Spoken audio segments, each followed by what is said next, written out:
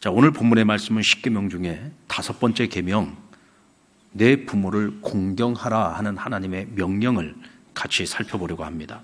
우리 16절 말씀을 같이 읽을까요? 시작. 너는 내 하나님 여호와께서 명령한 대로 내 부모를 공경하라. 그리하면 내 하나님 여호와가 내게 준 땅에서 내 생명이 길고 복을 누리리라. 부모 공경은 사람이라면 마땅히 해야 할 도리입니다. 이 도리라고 하는 것은요, 우리가 해도 되고 안 해도 되는 선택의 문제가 아니라 이것은 절대적인 것입니다. 하나님께서 우리에게 주신 10계명, 10가지 계명이 있는데 그 중에 앞에 4가지 계명은 하나님과의 관계 속에서 우리가 지켜야지 되는 도리입니다. 나머지 6가지는 사람과 사람 사이에서 반드시 지켜야 되는 도리를 말하고 있습니다. 그러니까 이 10계명은 우리가 선택할 수 있는 문제가 아니에요. 하나님께서 우리에게 절대적으로 명령하신 것입니다. 이것을 너희가 지키지 않으면 너희는 사람이 아니야. 너희가 이것을 지키지 않고는 내 백성이 될 수 없어 라고 분명하게 명령으로 우리에게 말씀하시는 것이란 말이죠. 그런데 사람과 사람 사이에서 지켜야 되는 6가지 계명 중에 첫 번째가 뭐예요? 부모를 공경하라는 것입니다. 부모 공경은 사람으로서 해야지 될 가장 기본이 되는 도리이기 때문에 그렇습니다. 그리고 또 한편으로 생각을 해보면 이것이 가장 기본 도리임에도 불구하고 우리가 가장 지키지 못하는 것 중에 하나가 바로 부모 공경이기 때문입니다. 자, 그런데 반면에 부모가 부모의 역할을 전혀 못하는 부모도 있어요. 부모가 전혀 부모 노릇을 못합니다. 자녀에게 부모가 좋은 추억을 안겨주는 것이 아니라 정말 끔찍한 추억만 안겨주는 그런 부모도 있죠. 아니, 심지어 이렇게 말하는 자녀들도 있습니다. 오히려 나는 부모가 없었으면 더 나았을 뻔했습니다. 그 부모님 밑에서 살아가는 동안 나는 한순간도 행복했던 적이 없습니다. 그 부모 때문에 나는 평생을 이런 상처를 가지고 살았고 이런 아픔을 가지고 살았고 이런 쓴뿌리를 가지고 살았습니다라고 그 부모를 원망하면서 살아가고 있는 자녀들도 없지 않아 있습니다. 여러분, 시편 27편 10절의 말씀에 보면 내 부모는 나를 버렸으나 여호와는 나를 영접하시리라. 여기서 보면 부모가 나를 버렸다고 고백을 합니다. 세상에는 자식을 버리는 부모도 있더라고요. 없지 않습니다. 있습니다. 세상이 점점 더 악해져 가면 악해져 갈수록 자식을 버리는 부모가 많아집니다.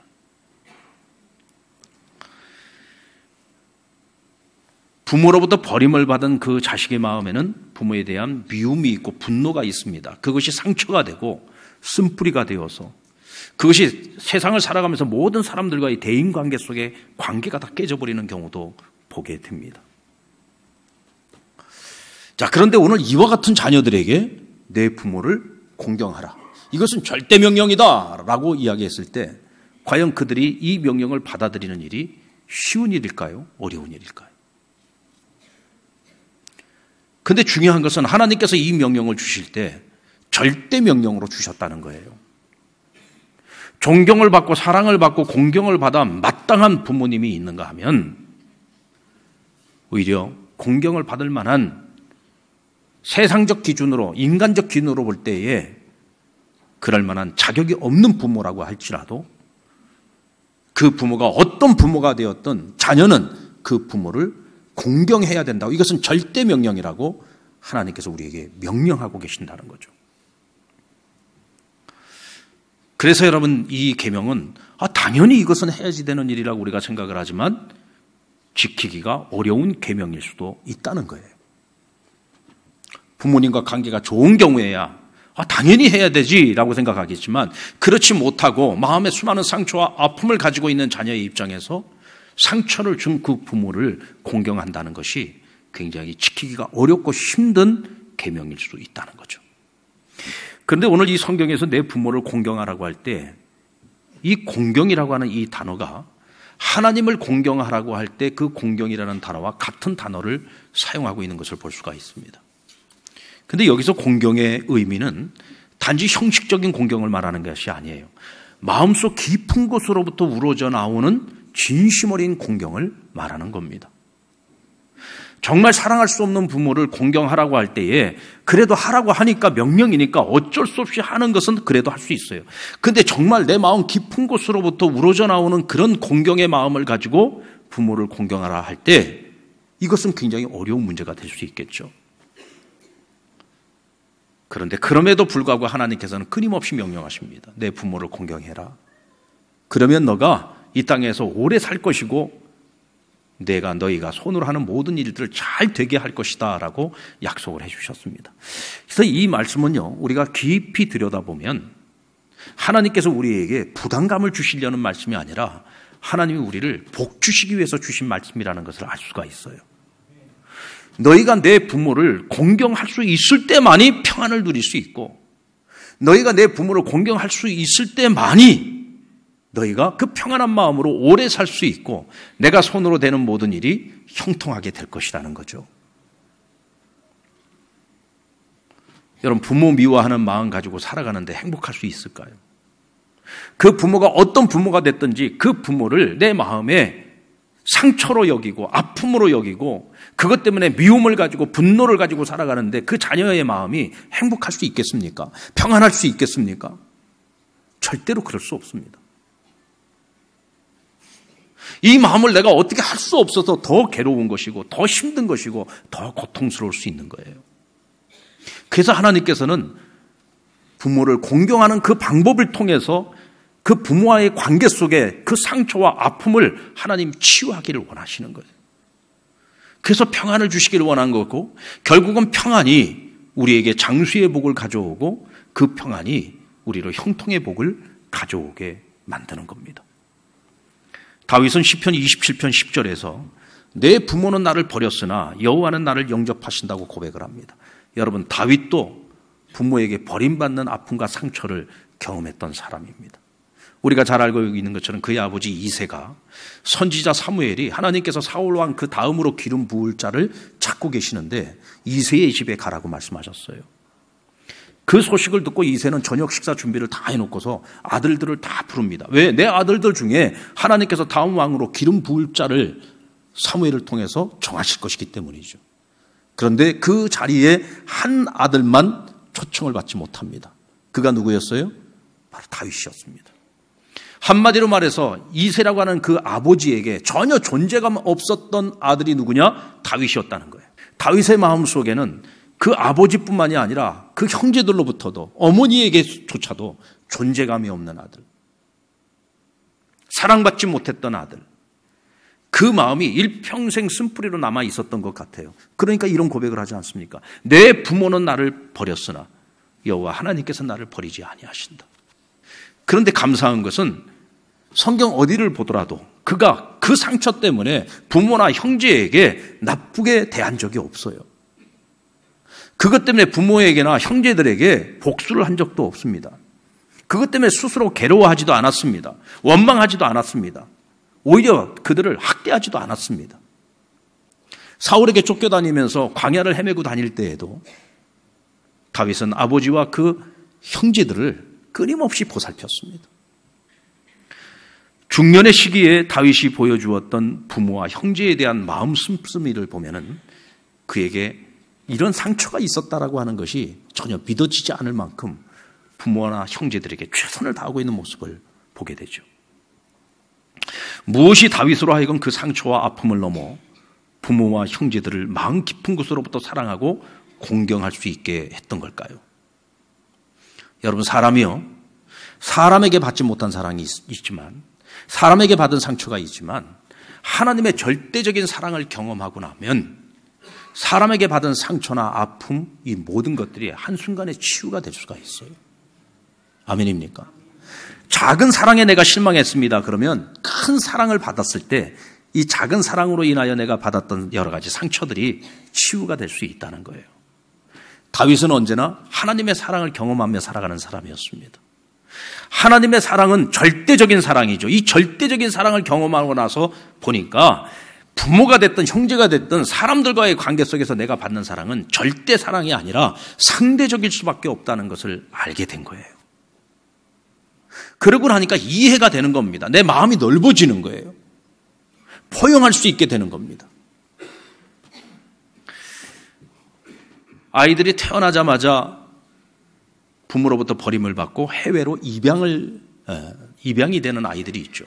이 아이들이 외국에 나가서 양부모 밑에서 잘 성장을 하고 성인이 되고 난 후에 자기 뿌리를 찾아서 한국에 돌아와 가지고 나를 낳아준 어머니를 찾는 그런 자녀들이 많이 있습니다.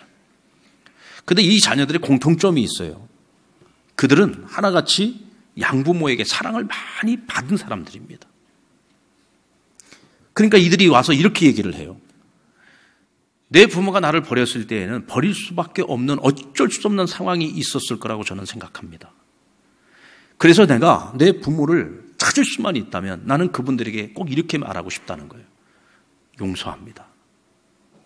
나를 그렇게 버릴 수밖에 없었던 그 이유가 있었다는 것을 나는 알기 때문에, 그 심정을 알기 때문에 어머니를 용서합니다. 아버지를 용서합니다. 그리고 나를 포기하지 않고 나를 낳아준 것만으로도 정말 감사합니다. 이 감사의 마음을 그들에게 표시하고 싶다는 거죠. 표현하고 싶다는 겁니다. 어떻게 그런 마음을 가질 수 있을까요? 어떻게 보면은 나를 낳아주기만 하고 나를 버린 그 부모에 대해서 미움과 분노로 가득한 삶을 살 수 있을 텐데, 그것 때문에 입은 그 상처 때문에 평생을 괴로워하면서 살아갈 수도 있을 텐데, 왜 이들은 이와 같이 부드러운 마음을 가지고 그 부모를 용서하고자 하고 그에게 고맙다는 말을 하고 싶어 하는 걸까요? 양부모로부터 사랑을 받았기 때문에. 나를 낳아준 부모로부터는 그 사랑을 받지 못했지만 나를 길러준 그 양부모로부터 정말 한없는 사랑을 입었어요. 그 사랑을 입고 보니까 이 상처가 치유가 되는 거예요. 이 아픔이 치유가 되는 거예요. 여러분, 사랑받지 못해서 받은 상처는요, 사랑받음으로써만 치유가 될 수 있는 것입니다. 그렇게 생각을 해보면 우리 모든 그리스도인들은 하나님의 사랑을 받고 하나님의 사랑을 입고 살아가는 우리는 내 부모가 됐든 형제가 됐든 어느 누구에게 받은 상처라고 할지라도 그것 때문에 중내산해하고 그것 때문에 아픈 상처를 가지고 쓴뿌리를 가지고 살아간다고 우리가 그렇게 얘기해서는 안 됩니다. 그 모든 것들로부터 우리가 치유를 받을 수 있어야 됩니다. 상처를 치유받을 수 있어야 됩니다. 더 이상 그 쓴뿌리를 내 마음에 가지고 간직하고 살아가서는 안 된다는 거죠. 왜요? 우리는 이미 크나큰 하나님의 절대적 사랑을 잊고 살아가기 때문입니다.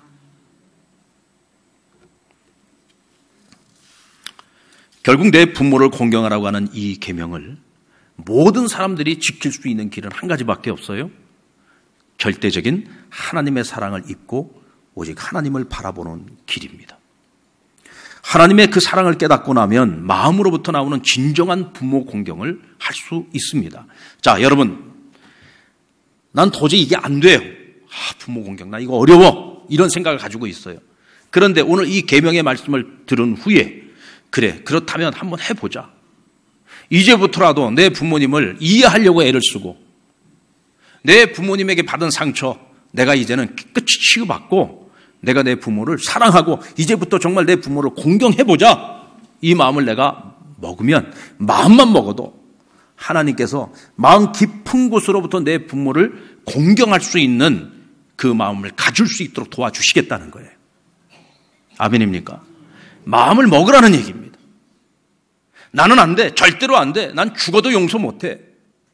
그리고서 이 상처를 끌어안고 살려고 하지 말고 이제부터라도 마음을 한번 먹어보라는 거예요. 마음을 먹으면 하나님께서 그 마음을 가질 수 있도록 성령님을 통해 그 마음 만져주시겠다는 겁니다. 그래서 평안을 얻게 되면 그것이 내게 복이 되는 거예요. 결국 하나님께서는 우리가 복된 삶을 살기를 원하시는 거예요. 하나님이 주시는 그 축복을 누리며 살기를 원하시는 겁니다. 그런데 부모와의 그 관계가 깨어져 있어서 내가 그것을 누리지 못한다면 그것을 바라보는 하나님 아버지의 마음이 아픈 거예요. 그래서 내 부모를 공경하랍니다. 여러분, 행동하면 내 마음이 바뀔 수 있습니다. 마음이 원치 않더라도 한번 행동으로 실천을 해보십시오. 그러면 우리의 마음도 변할 수 있습니다. 성령님이 도와주실 것입니다. 아멘입니까? 그리고 두 번째로, 결국 부모에 대한 쓴뿌리는 치유가 되지 않으면 그 쓴뿌리가 자녀들에게 대물림 된다는 사실을 기억하셔야 됩니다. 부모에게 받은 상처가 나를 통해서 내 자녀에게 그대로 전달됩니다. 그래서 나만 불행한 것이 아니라 내 자녀도 불행해질 수 있다는 거죠. 그래서 우리는 부모 공경을 사명으로 여기고 이것을 반드시 실천해야만 합니다. 그래야 내 자녀에게 부모 공경을 가르쳐서 내 자녀가 복을 누리게 할 수 있어요. 요셉은 아버지의 편애로 인해서 형제들의 미움을 사고 결국은 애굽의 형제들의 손에 의해서 팔려가게 되잖아요. 어찌 보면 요셉에게 찾아왔던 이 불행은요, 아버지 야곱의 미성숙함 때문에 발생한 일이었습니다.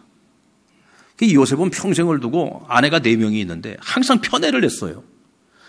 한 사람만 사랑한 겁니다. 아내가 4명이 있으면 4명을 골고루 다 사랑을 해줘야 되는데 그중에 라헬 한 사람만 사랑을 해줬어요. 거기다가 라헬이 낳은 아들 요셉만을 특별히 사랑을 했습니다. 이 편애가 이 가정의 불화를 가져오고 형제 간의 불화를 가지고 오고 만 거예요. 결국은 요셉이 죽은 줄 알고 평생을 살지 않았습니까?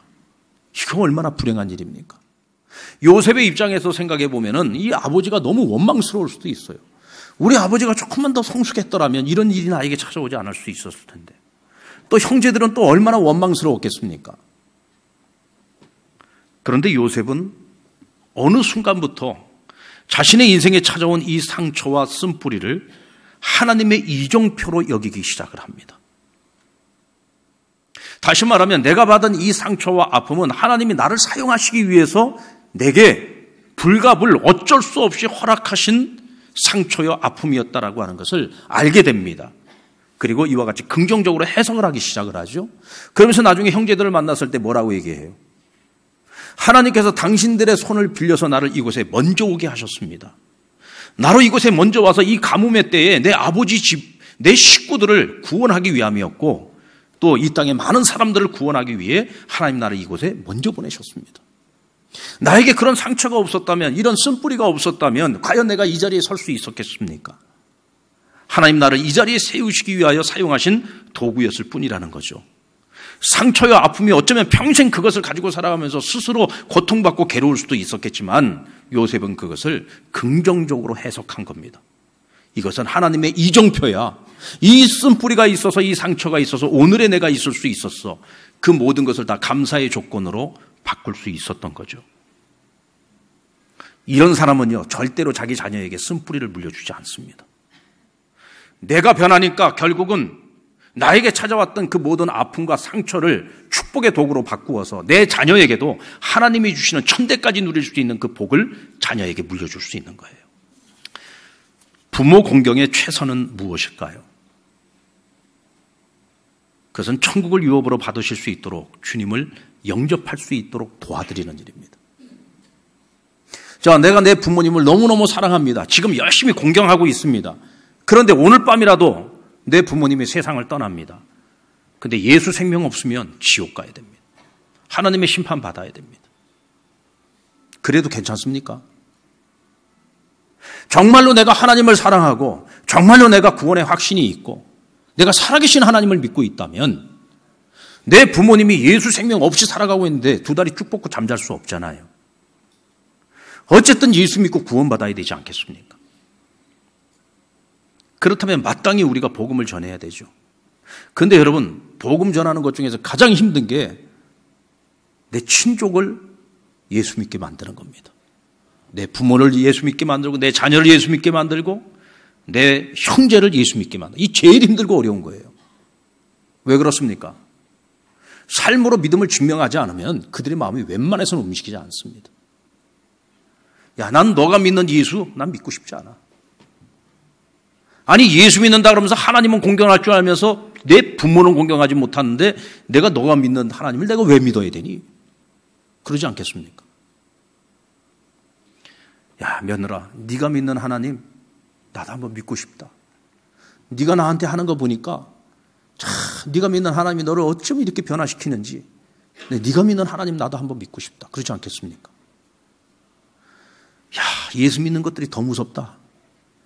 어떻게 예수 믿는 것들이 한 치밖에 모르고 어떻게 지 새끼들만 챙기냐? 여러분, 내가 부모님에게 어떻게 하느냐에 따라서 내 부모가 하나님과 더 가까워지고 멀어지기도 하는 거예요. 결국은 복음을 전하는 매개체인 우리 자신이 믿음의 산 증인이 돼야 되는 겁니다. 아멘입니까?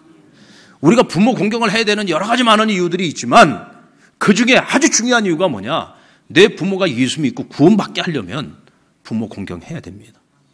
배은망덕한 자녀가 예수 믿으라 그러는데 누가 예수 믿겠습니까? 부모에게 감동을 드릴 수 있는 자녀가 되어질 때 내가 전하는 복음이 그만한 영향력을 갖게 되는 거죠. 그래야 내 부모가 예수 믿고 구원받아 오늘 밤 하나님 세상 부르셔도 천국 가실 수 있지 않겠습니까? 그래야 우리가 부모님 돌아가시고 난 후에 후회가 없지 않겠어요? 여러분, 모든 인과관계라고 하는 건 결국은 서로입니다. 부모도 잘해야 되고 자식도 잘해야 돼요.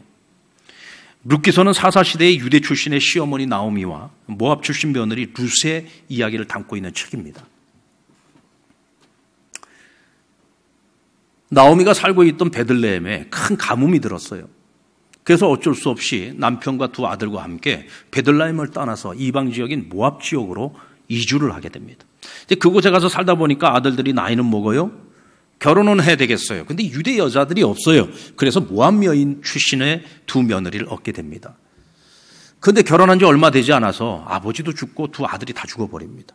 그 집안에 세 과부만 남은 거예요. 나오미가 생각합니다. 나야 이제 이미 늙었지만 저 젊은 것들이 남편 없이 앞으로 평생을 살아가야 되는데 내가 저들에게 짐이 되고 싶지도 않고 쟤네들도 이제는 각자 자기 인생을 살아가야 되지 않겠나 싶어서 두 며느리를 불러다가 말합니다. 이제 너희들의 동족에게로 돌아가라. 가서 새 출발해라. 너희 앞으로 살아야 될 날들이 아직도 너무 많이 남았다. 언제까지 이렇게 살겠니? 그리고 동족에게 돌아가라는 거예요. 그런데 두 며느리 중에 룻이라고 하는 며느리가 말합니다. 어머니, 죽음이 우리를 갈라놓기 전까지 나는 절대로 어머니를 떠나지 않겠습니다. 이제부터는 어머니의 동족이 나의 동족이 될 것이고 어머니의 하나님이 나의 하나님이 될 것입니다.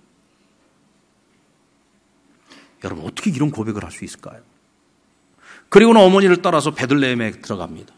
그리고는 어머니를 봉양하기 위해서 아침 새벽부터 일어나가지고요, 밤 늦은 시간까지 열심히 타작마당에 나가서 일을 합니다.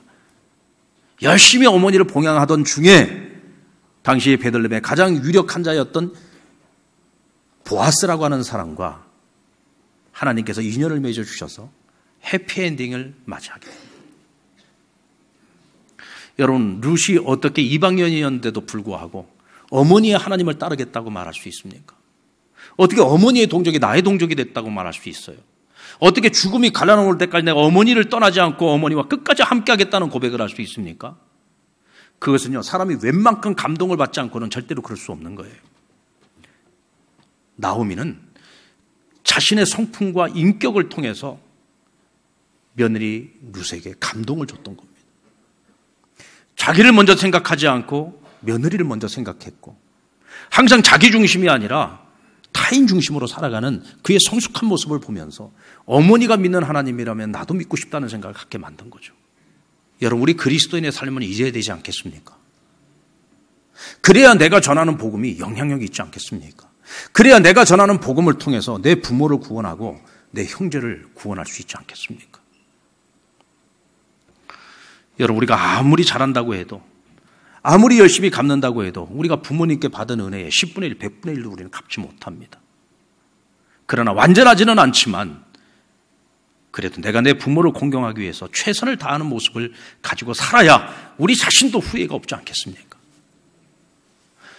우리 부모님들 이제 앞으로 살면 얼마나 더 사시겠습니까?